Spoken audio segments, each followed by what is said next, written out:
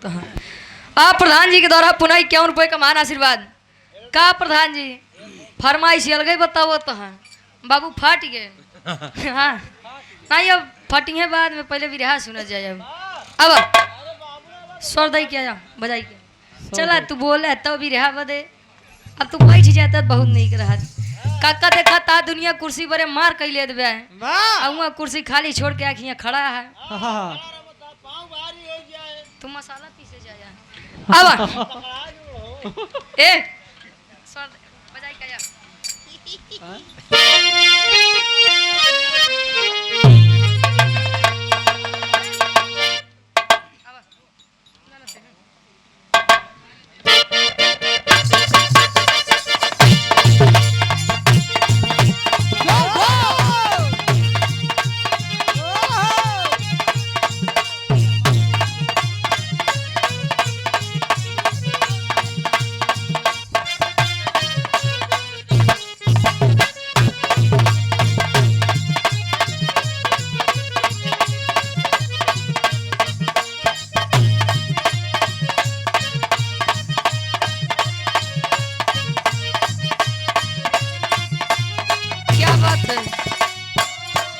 मौसम की तरह तुम भी बदल तो न जाओ।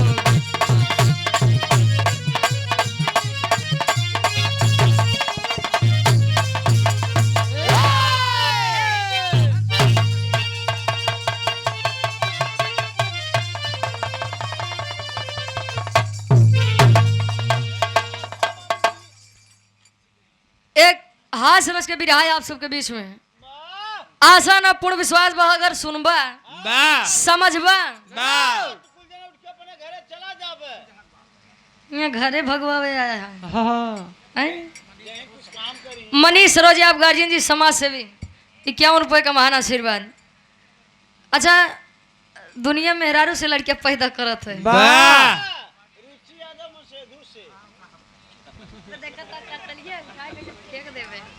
ए भैया। अच्छा इनका कहाई के अनथा न ले जाया कहानी अगर सुनबा समझबा तो शीशा के जैसा साफ हुई काका एक साथ दुई काम न करा जाया नहीं झंडू बाम हो जाबा न यार के रहबा न वहार के रहबा ये होए काज निकाव आई काज निकाव गाइन काज निकाव खाइन ओ करे पीछे जिन जा महाराज। हाँ 4 लाइन भूमिका के अंदर कभी का भाव है कैसे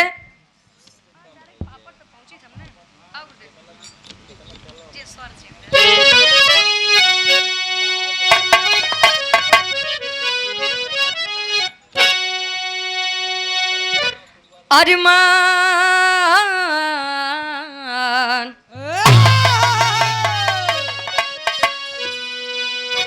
अरमान दिल में बनते हैं लाखों कोटि कल्पना का देखो समावेश होता बाबा ढह जाते सभी हैं महल ख्वाब के कहे जब तक न ऊपर से आदेश होता कर्म अनुरूप फल ही देते सभी को अरे रखते हैं जो कर्म का देखो लेखा जोखा।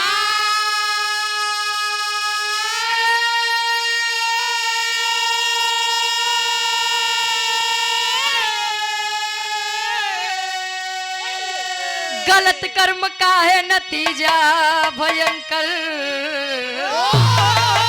मगर सत्य का फल देते अनोखा।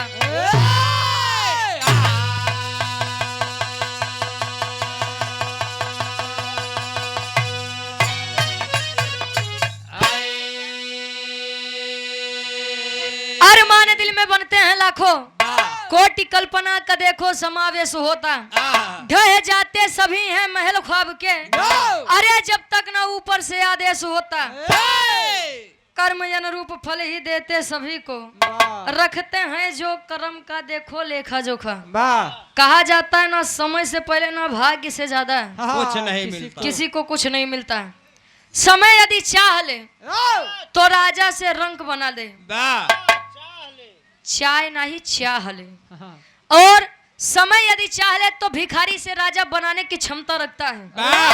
प्रधान जी, कहा जाता है जीत के पहले किसी भी चीज की खुशी नहीं मनानी चाहिए।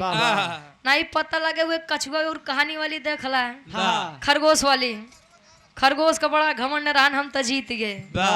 अंतिम में फल निष्कर्ष का आया आप लोग जाना था। बिरहा के पूरा निष्कर्ष कवि जी गजल के भाव में देते हैं। कैसे?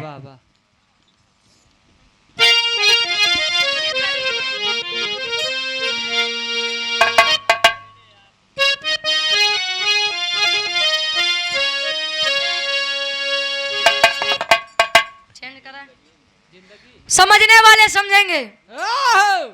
बुद्धिजीवी लोग बैठे हैं, पढ़ा लिखा समाज बैठा है हमारे सामने। इस लाइन पर विचार करेंगे। जब बिरहा सुने आएबा करे खातिर अजय देखा आएबा, अब एक घंटा बाद देखे ओकरे बाद बैठा रहे। कवि जी लिखते हैं कैसे?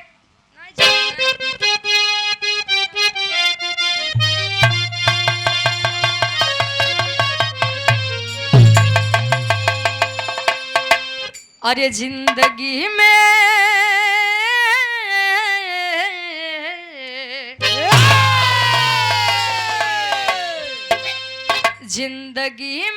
हजारों का मेला जुड़ा, जिंदगी में हजारों का मेला जुड़ा।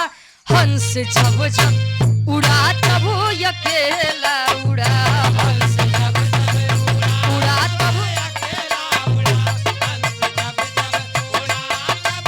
अकेला उड़ा। जिंदगी में हजारों का मेला जुड़ा, जिंदगी में हजारों का मेला जुड़ा। हंस जब जब उड़ा तब अकेला उड़ा, हंस जब जब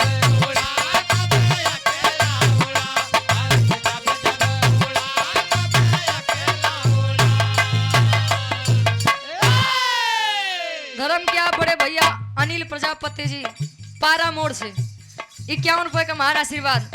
जिंदगी में हजारों का मेला जुड़ा, हंस जब जब उड़ा तभी अकेला उड़ा। कहे जन्म से लेकर मृत्यु तक दौड़ता है आदमी, मरते मरते दम तोड़ता है आदमी। सुबह पलना शाम अर्थी चारपाई दोपहर, इस 4 दिन की जिंदगी में 3 लकड़ी तोड़ता है आदमी। मनई चाह ले तो का पवई का जुटाई के रख ले भैया। देखा था खेते के जौन मेड़ होता है, 4 अंगूरों काटत है तो 2 अंगूरों काटत है, इतने में मेड़ हिया से हिया हो गया। काम ऐसा करा कि जाए के बाद लोग नाम गावे।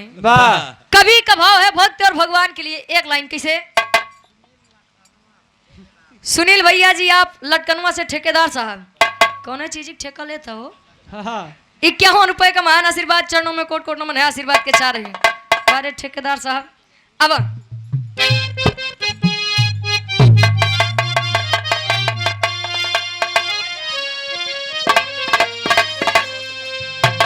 अरे भक्ति शक्ति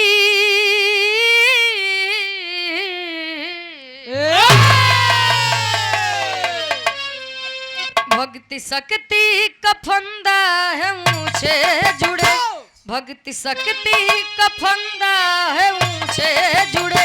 भक्त हित रहते भगवान हमेशा खड़े, भक्त हित रहते भगवान हमेशा खड़े, भक्त हित रहते भगवान हमेशा खड़े। भक्ति शक्ति का फंदा है ऊंचे जुड़े, भक्ति शक्ति का फंदा है ऊंचे जुड़े। भक्त हित रहते भगवान हमेशा खड़े, भक्त हित रहते भगवान हमेशा खड़े, भक्त हित रहते भगवान हमेशा खड़े।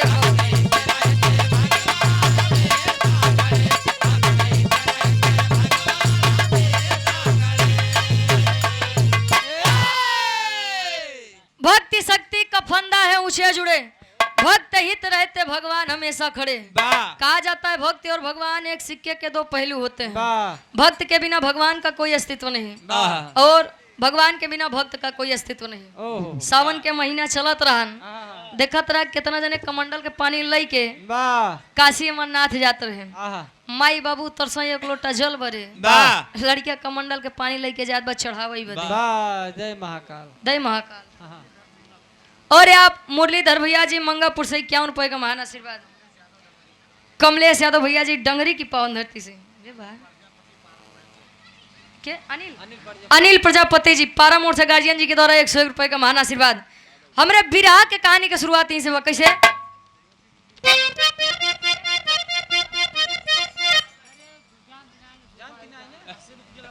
अच्छा ये हमारे फूफा है।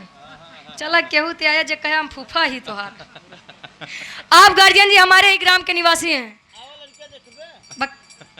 गार्जियन जी के द्वारा 80 रुपए का महान आशीर्वाद। चरणों में कोट कोट नमन है। आशीर्वाद के चारे की बच्चे अपनी कला में कामयाब रहे। विराह के कहानी के शुरुआत यहीं से बात तनी से आप लोग गौर करिए। अब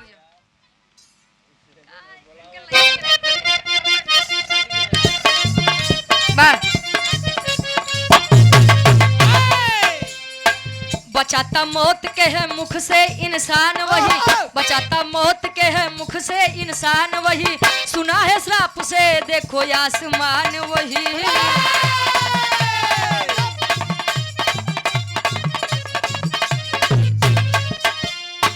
मस्त थे भोले बाबा एक दिन भंग में, मस्त थे भोले बाबा एक दिन भंग में, किया श्रृंगार तब सती के मन में है।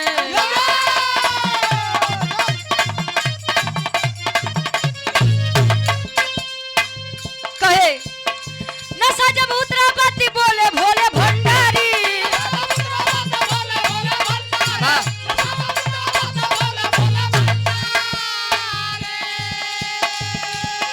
तो नशा जब उतरा बाती बोले भोले भंडारी। आज कहाँ की सती हो रही है तैयारी।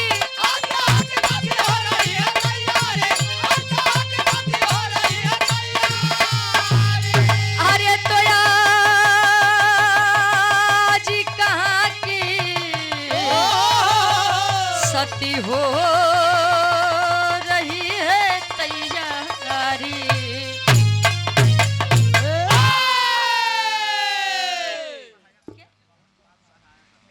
पवन पाल आप गार्जियन जी सहायक अध्यक्ष, अच्छा सहायक अध्यापक साहब, गुरु जी के द्वारा 101 रुपए का महान आशीर्वाद। अरे यार जो ज्यादा बोला तो उसी गलती हो ही जाते हैं। अच्छा कहानी के तनी समझला आसान अब पूर्ण विश्वास बा तो गुरुदेव है। ए दादा पैसवा न दा लेकिन शांत रहो। हाँ अब शांत रहा। अबे बिराह होत बा या बिराह के बाद जौन होई कोई तवन करवाया। हाँ न दा चले बस दादा ये नहीं समझावा है। हरिकेश चमार जी गार्जियन जी के द्वारा 51 रुपए का महान आशीर्वाद। भावी प्रधान पद प्रत्याशी हैं गार्जियन जी। देवों के देव महादेव जी कैलाश पर्वत पे। अच्छा कहा जाता है वेद में भेद नहीं, भेद है विद्वानों में। वेद उठाए के देखवा तो मां बड़ा बड़ा है छेद बा। कहानी कभी जी उठावत है। यहाँ लोग मेहरारू से लड़कियां पैदा करत हैं। आइया मनसेदू से लड़कियां जन्म ली, लेकिन कैसे जन्म ली तनी से आप लोग विचार करवा। तब देवों के देव महादेव जी कैलाश पर्वत पे आसन मारे बैठा है। माई सती जी 16 श्रृंगार कई के प्रतिदिन के जैसे सोचा तही कैसो बौराहू के नींद टूटे से पहले ई कैलाश पर्वत छोड़ दी। नहीं तो अगर जानी जाइए तो 72 प्रश्न करी हैं। पहले के समय में जानता रहा पति परमेश्वर रहा। आज के समय में सब पत्नी परमेश्वर रहा। तू अपने वाली बताओ वही करत है। इनके वाली बताओ। पहले के कक्का दादा अरे एक बार आँखी दिखाई दे तो दुल्हनी की हिम्मत न करे कुछ कह दे। आज अगर दुल्हनी आँखी दिखाई दे तब कुर्सी पर से उठा के बैठ जाते हैं। वाह अब लाग गई अपन ही बतावत। 16 श्रृंगार कई के माई सती जी भगवान भोलेनाथ के सामने से जैसे गई जैसे गुजरी। गुजरी अरे वो गुजरी नहीं मतलब सामने से गई। तब ले पायल के आवाज भगवान भोलेनाथ के काने में गा बोला छाम छाम छाम बस ए छाम छाम छाम ए बस काने में आवाज गा। तब ले भगवान भोलेनाथ अपन नेत्र खोले कहे सती बोला पति कहाँ जा रही हो? जा रही हो। अंग्रेजी सिखावे तू करे है? अच्छा। प्रिंसिपल रहे। भगवान भोलेनाथ कहे सती कहाँ चली? ए, अब वो इतना दुकानदारी सजाए के कहीं अरे नाथ जाग गया है? कहीं हाथ जाके बताओ कहाँ जाती है? कहीं कतो नहीं जाता ही तनी कैलाश पर्वत घूमे बदे वाह कहीं हमसे झूठ बोलबू? भगवान भोलेनाथ माई सती के उस 16 श्रृंगार देख के कहते हैं कैसे कवि जी भाव देते हैं।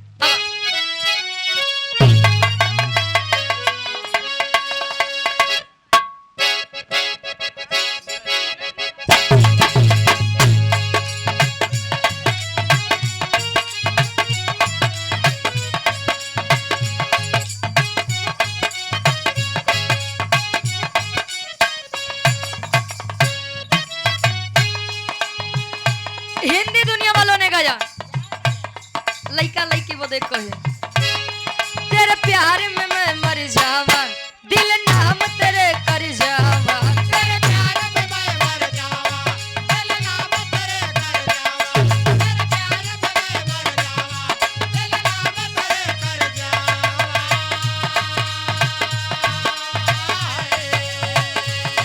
तेरे प्यार में मैं मर जावा दिल नाम तेरे कर जावा हमें ना भूलाना सजनी हमें ना भूलाना हमें ना भूलाना सजनी हमें ना भूलाना हमें ना भूलाना सजनी हमें ना भूलाना वादा किया तो वादा करी के निभाना वादा किया तो वादा करी के निभाना हमें ना भूलाना सजनी हमें ना भूलाना हमें ना भूलाना पगले हमें ना भूलाना हमें ना भूलाना पगले हमें ना भूलाना। और आप गार्जियन जी आप कपिल तिवारी जी बीडीसी साहब लखनऊ से आप गार्जियन जी के द्वारा 101 रुपए का महान आशीर्वाद। वाह लेकिन कभी का भाव है भगवान भोलेनाथ माई सती के वो रूप देख के कहते हैं कैसे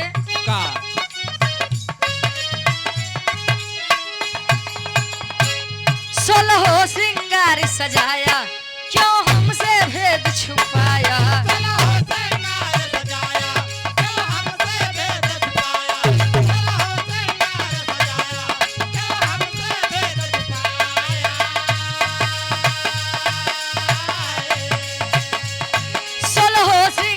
सजाया क्यों हमसे भेद छुपाया हमें ना बताया सजने हमें ना बताया हमें ना बताया सजने हमें ना बताया हमें ना बताया सजने हमें ना बताया तुम्हें बेफिक्री चांद नजरे छुपाया तुम्हें बेफिक्री चांद नजरे छुपाया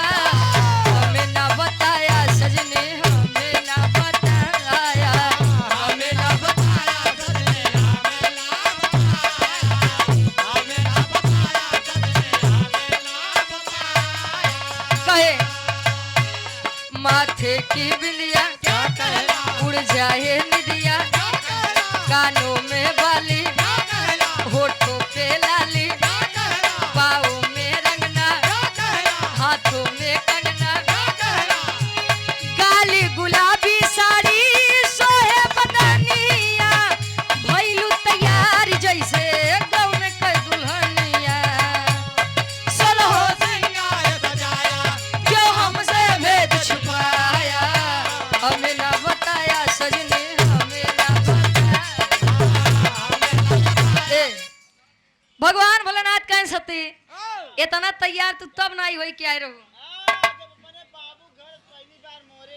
अच्छा कहें जब अपने बाबू के घरे से पहली बार यहाँ आए रहूं सत्यता बताए दे तू जात कहाँ है वैसे बिना हमरे आगे के कतो तो कजाई के नहीं बा माई सती जी आज भगवान भोलेनाथ के सामने मजबूर भाई कहीं स्वामी जनही चाहता तो जान ही ले लेकिन पहले एक बात के वो चंदा कहीं का ए कहे चले खातिर जिद न करे अरे तो जी है हाँ ध्यान दे कहे कि बिना बताए ना ज्यादा काहे सुना बतावत है वाह। गीत बदलत बा कैसे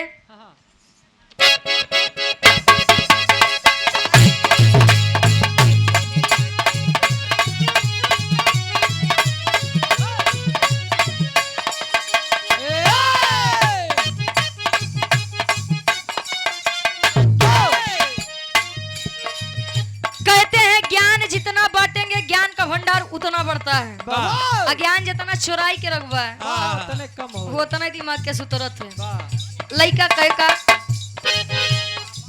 अच्छा आप जिनका जन्मदिन है लड़के के आप पूजनीय पिताजी गार्जियन जी के द्वारा 200 रुपए का महान आशीर्वाद कपिल तिवारी जी बीडीसी साहब लखनापुर से आप गार्जियन जी के द्वारा 100 रुपए का महान आशीर्वाद कहे बटा बटा गोरी बटल 1000 पैबू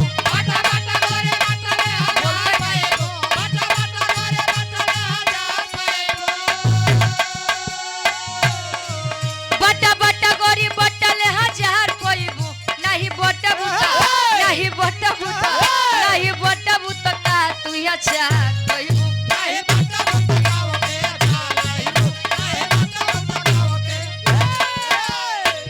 लेकिन सैया जात बटी इंद्र के नगरिया में वाह बहादुर, क्या बता।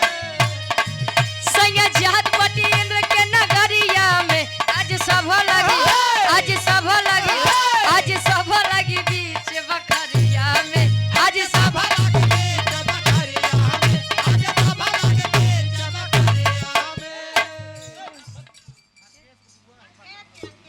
अनिकेत की आप पूजनीय बुआ जी गार्जियन जी के द्वारा आप 100 रुपए का महान आशीर्वाद हाँ एक एक जनी आ जा सोवत नहीं बतावत खाना खियावत रहे के बुआ और आप अनिकेत बाबू की आप पूजनीय बुआ जी 100 रुपए का महान आशीर्वाद अच्छा अनिकेत की आप सिस्टर हैं बहन हैं ना 51 रुपए का महान आशीर्वाद ऐसे जन्मोत्सव मनावत रहा भैया ए भैया माई भगवती परिवार के ऊपर छत्र छाया बनाए रहा और क्यों घेरत क्या काबू है तो कई फूफा घेरत क्या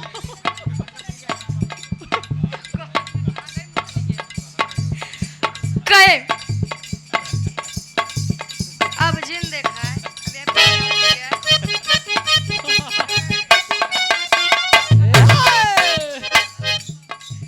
संज्ञा जात बाटी इंद्र के नगरिया में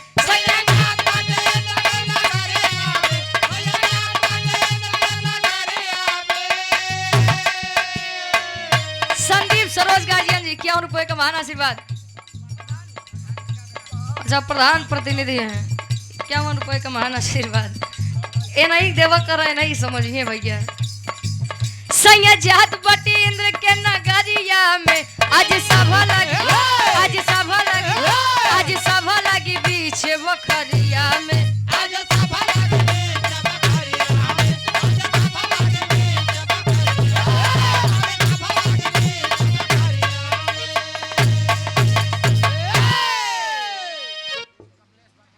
और आप आदरणीय परम सम्मानित आप कमलेश वर्मा जी बीडीसी साहब गार्जियन जी के द्वारा 100 रुपए का महान आशीर्वाद 1 स्वर में सबका नमस्ते प्रणाम स्वीकार हो तब का भंग बताए थे भगवान भोलेनाथ माई सती जी से बातचीत करें माई सती जी कहीं स्वामी अच्छा जनई चाहता तो बतावत है इंद्र जी के सभा में इंद्र जी के नगरी में आज नारी सम्मेलन बा वाह नारी नारी के मतलब मेहरारू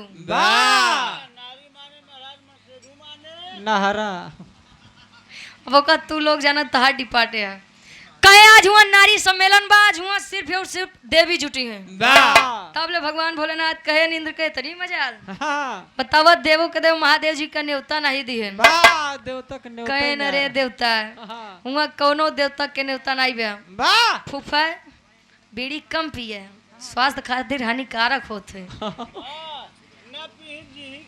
अच्छा अब यार माई सती जी जब बातचीत करी भगवान भोलेनाथ सुनन कि केवल और केवल नारी सम्मेलन बा कहे सती वैष्णव बिना हम तोरे कैलाश पर्वत पे एकदम उबिया जब एक काम करे आवा चली कहीं स्वामी लिया तो चलित, लेकिन एक दिक्कत बा। वाह कौन दिक्कत बा? ओहो कहीं दिक्कत ई बा कि जवन अगर कोनो भी पुरुष जात, वाह कोनो भी मर्द अगर वो इंद्र जी के नगरी में प्रवेश करी तो करे गर्भ धारण हो जाई। वाह वो काहे अरे मतलब लड़कियां पेटे में आ जाइए। वाह वाह ऐसा ही अनजान बना था जैसे जन्म ही नहीं करता है।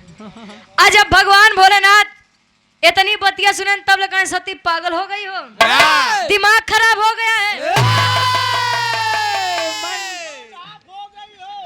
माइंड हाफ के मतलब उसको हाफ माइंड कहते हैं, पागल। अच्छा पागल जब इतनी बतिया सुने कहे सती देखा बिना चले हम मानव, वाह लिखा था कैसे टेरी के भाव में। अब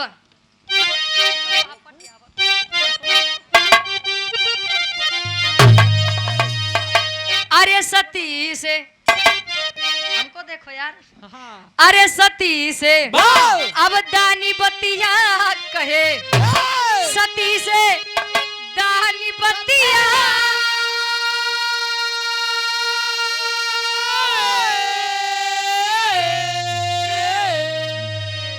अरे सती से दानी बतिया कहे, अरे तो चल भाई सभा मझारी जागल किस्मतिया, अरे किस्मतिया, अरे किस्मतिया।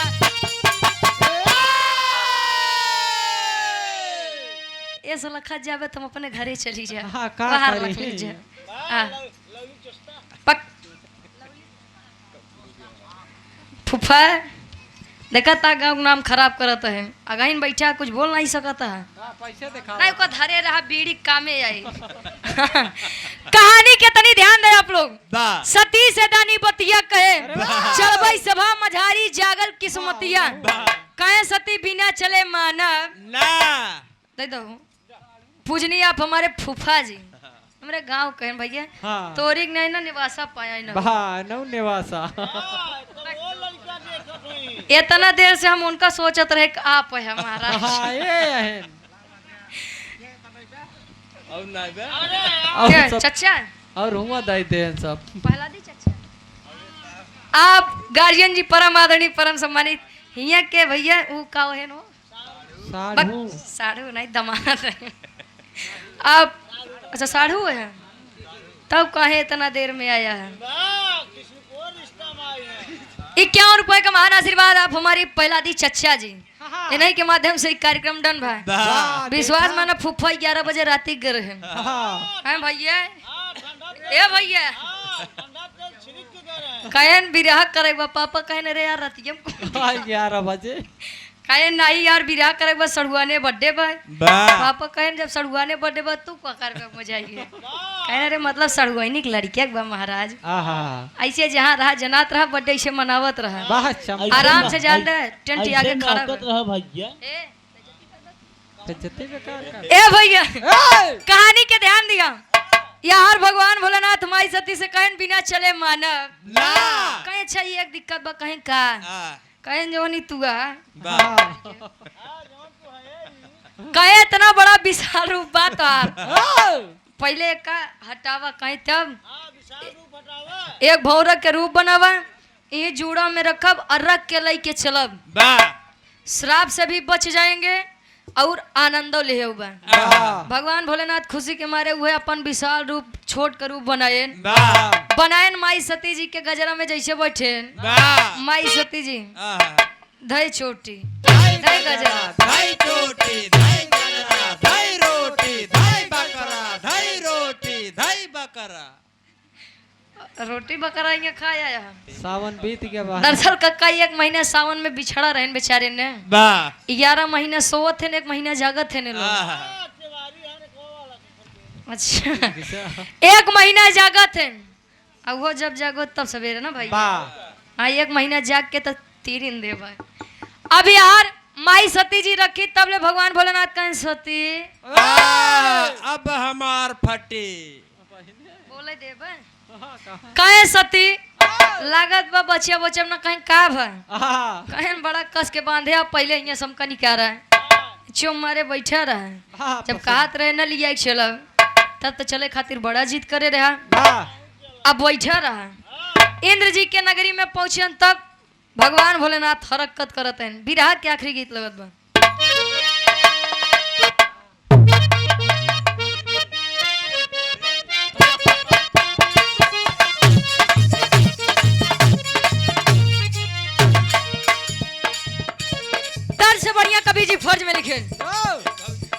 गईले आ गईले आ गईले आ गईले आ गईले भोला त्रिपुरार देखा भंवरा बन के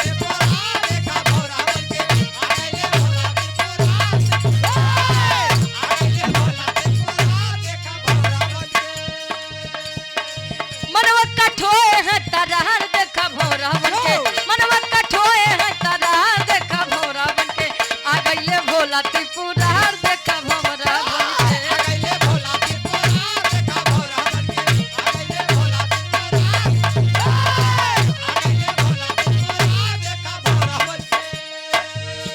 भगवान भोलेनाथ इंद्र जी के नगरी में प्रवेश करे धीरे धीरे जगह बनावत का सती ए सती निकरबू कि ना निकरबू पहले एक का बतावा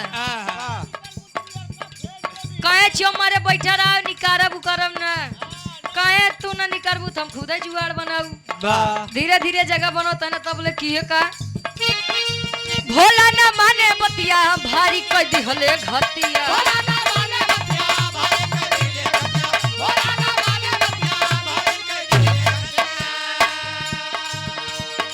जुड़ा से जुड़ा से जुड़ा से जुड़ा से जुड़ा से हो गईले फरार देखा भंवरा